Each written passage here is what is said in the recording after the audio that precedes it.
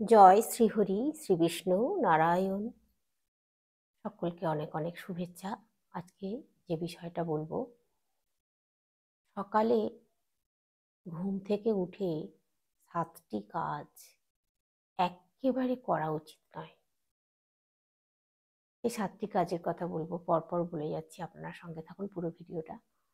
আশা করছি উপকৃত হবেন, জীবনে অনেক রকম সমস্যা থেকে মুক্ত হতে পারবেন।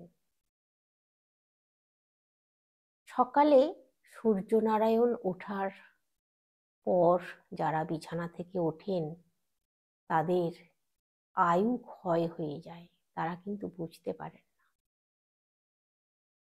আয়ুতে কোপ পড়ে, আর আয়ু যে আস্তে আস্তে ক্ষয় হতে থাকে সেটা নিজেদের অজান্তেই হয়ে যায়। তাই সকালে সূর্য ওঠার আগে ঘুম থেকে উঠে পড়া খুবই জরুরি। তাতে কি হয়, সব দিক সুস্থভাবে সুন্দরভাবে সারা দিনটা খুব ভালোভাবে কাটে। দেখবেন, আমার কথা মিলিয়ে নিন আপনারা, আমি যে কথাগুলো বলছি বেশি না, 1 মাস চেষ্টা করুন, দেখবেন নিজেদের মধ্যেই কত পরিবর্তন এসে যাচ্ছে। নতুন করে সুন্দর করে বাঁচার একটা প্রেরণা পাচ্ছেন। এই জিনিসগুলো যদি মেনে চলতে পারেন আপনারা।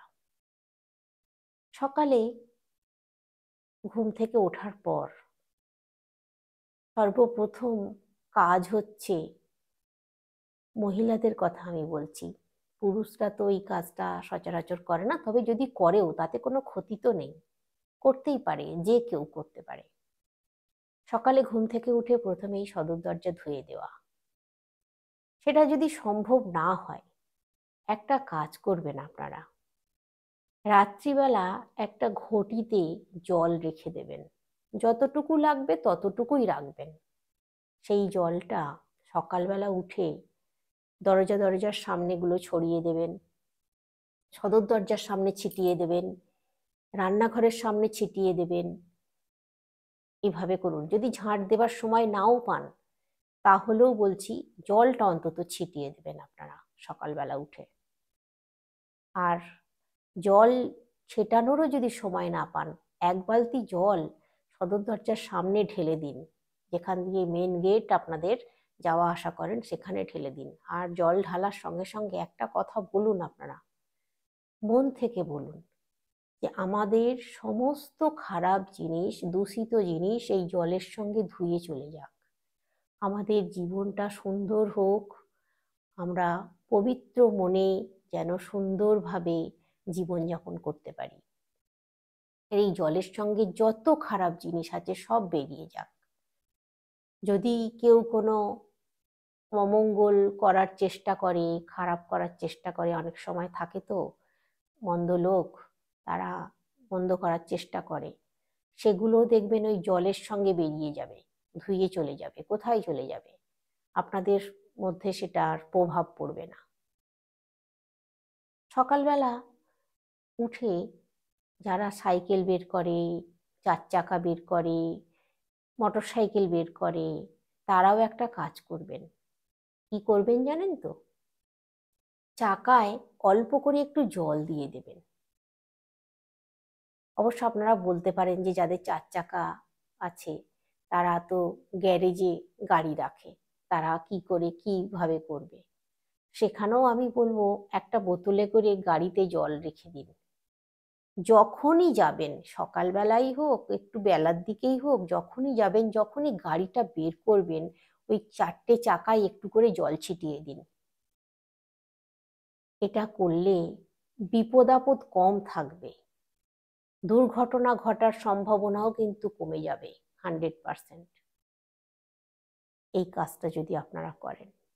আজকাল চল হয়েছে কি জানেন, রাত্রিবেলা 1টা 1:30টা পর্যন্ত জেগে থাকা, রাত্রি করে রাত্রের খাবার খাওয়া, রাত্রিবেলা 1টা 1:30টা পর্যন্ত বসে টিভি দেখা, মোবাইলে মোবাইল দেখা, সব সময় মোবাইল নিয়ে বসে থাকা অনেক রাত পর্যন্ত। এইটা করতে গিয়ে সকালে ঘুম থেকে উঠতে ভীষণই দেরি হয়ে যায়। 8টা 9টা 10টাও বাজিয়ে দেয় কেউ কেউ। এটা একেবারে কিন্তু ঠিক নয়। সকালে সকালে ঘুম থেকে তো তাড়াতাড়ি উঠতে হবে সূর্যোদয়ের আগে। আর রাত্রিবেলাও কিন্তু তাড়াতাড়ি একটু খাওয়া দাওয়া করে শুয়ে পড়ার চেষ্টা করতে হবে, অন্তত রাত্রি 10:30 11টার মধ্যে তো শুতেই হবে। সেটাই কিন্তু খুব ভালো হয়, তাহলে সাংসারিক দিক দিয়ে সর্ব দিক দিয়ে ভালো হয়। সকালবেলা কাজের এনার্জিটা থাকে। হ্যাঁ, হয়তো বলবেন যারা পড়াশোনা করে অনেক রাত্রি পর্যন্ত রাত্রি জেগে তাদের পড়াশোনা করতে হয়, তো তারা এক কাজ করবে, রাত্রিবেলা তাড়াতাড়ি খাওয়া দাওয়া করে শুয়ে পড়বে, ভোর ভোর উঠে পড়বে। তাহলে কি হবে, পড়াটা মনে থাকে ভালো। আমরা ছোটবেলায় এইটাই করতাম, আমরা রাত্রিবেলা তাড়াতাড়ি শুয়ে পড়তাম, কিন্তু ভোরবেলা উঠে পরীক্ষা টরীক্ষার আগে বিশেষ করে ভোর 3টে 4টের সময় উঠে পড়াশোনা করতাম। তো এটা করলে কি হয়, পড়াশোনাটা মনে থাকে আর নিজের শরীরটাও খুব ফ্রেশ থাকে। দেখবে তোমরা, এটা মিলিয়ে নেবে আমার কথা। এটা তোমরা করো, আর মোবাইল নিয়ে বসে থেকো না। তো এই নিয়মগুলো মানো। শাস্ত্রমতে এই নিয়মগুলো যদি মেনে চলা হয়, আমাদের আমাদের অনেক বাধা বিপত্তির হাত থেকে আমরা রেহাই পেতে পারি। আর সকালবেলা রান্নাঘরে ঢোকার আগে অবশ্যই আমি মায়েদেরকে বলবো, রান্নাঘরে ঢোকার আগে বাসি কাপড় ছেড়ে ফেলতে। বাসি কাপড় কিন্তু অবশ্যই ছেড়ে ফেলবেন। আর সকাল 8টার মধ্যে স্নান সেরে নেওয়া কিন্তু সর্বদিক দিয়ে ভালো। এটা শাস্ত্র মতে বলছে যে সকাল 8টার মধ্যে স্নান সেরে নিতে হয়। 8টার পর হয়ে গেলে সেটা শাস্ত্র বিরোধী হয়ে যায়। তো আমি আমি জানি এটাও, যাদের সকাল সকাল অফিসে যাওয়ার তাড়া আছে বা কাজ কারবারে যাওয়ার তাড়া আছে, ছেলে মেয়ের পড়াশোনা আছে, ছেলে মেয়ের প্রাইভেট টিউশনি আছে, স্কুলে যাওয়ার ব্যাপার আছে, তাদের পক্ষে তো সম্ভব নয়। তারা একটা কাজ করবে, তারা সকালবেলা বাসি কাপড় ছেড়ে একটু জল মাথায় ছিটিয়ে নেবে অল্প করে, তারপর রান্নাঘরে ঢুকবে। রান্নাঘরে ঢুকবে যখন, তার আগে অবশ্যই রান্নাঘরটা একটু ঝাঁট দিয়ে পরিষ্কার করে নেবে। আর ওই যে বললাম, যদি ঝাঁট দেওয়ার সময় না পাও, তোমরা ওই যে ঘটিতে করে জল রেখে দিচ্ছ রাত্রিবেলা, ওই ঘটির জল রান্নাঘরে একটু ছিটিয়ে নেবে। রান্নাঘর হচ্ছে মা অন্নপূর্ণার ঘর। অন্নপূর্ণার ঘরে বাসি কাপড়ে ঢোকাটা একদম অনুচিত কাজ।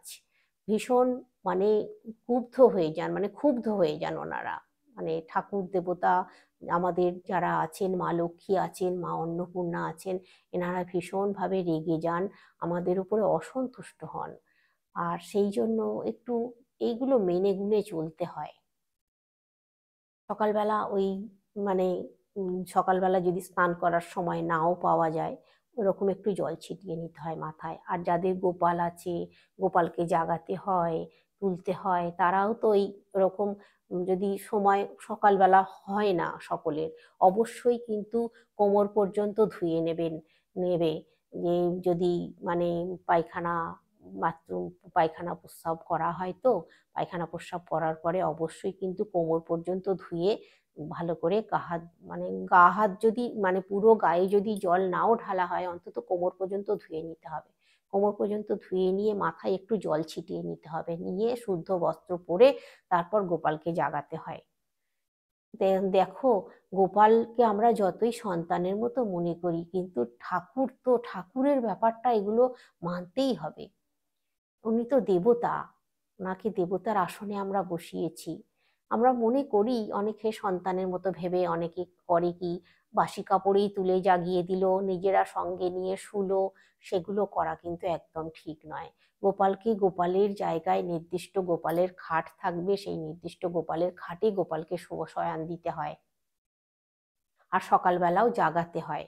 অবশ্যই কিন্তু তোমরা বাসি কাপড়ে সকাল মানে বাসি কাপড়ে বা মাথায় জল না দিয়ে ওই কাজটা করবে না, গোপালকে জাগাবে না। তারপর সময়গুলো করে নেবার পর, বাসি কাপড় ছেড়ে মাথায় জল টল ছিটিয়ে নেবার পর গোপালকে জাগাবে। তারপর গোপালকে যা খাবার দেবার খাবার দেবে, সকালের যেটা খাবার তোমরা দাও সেটা অবশ্যই দেবে। তারপর তোমরা তোমাদের সমস্ত কাজ সারবে। যে যার যার সুবিধে মতো এগুলো ব্যবস্থা করে নি।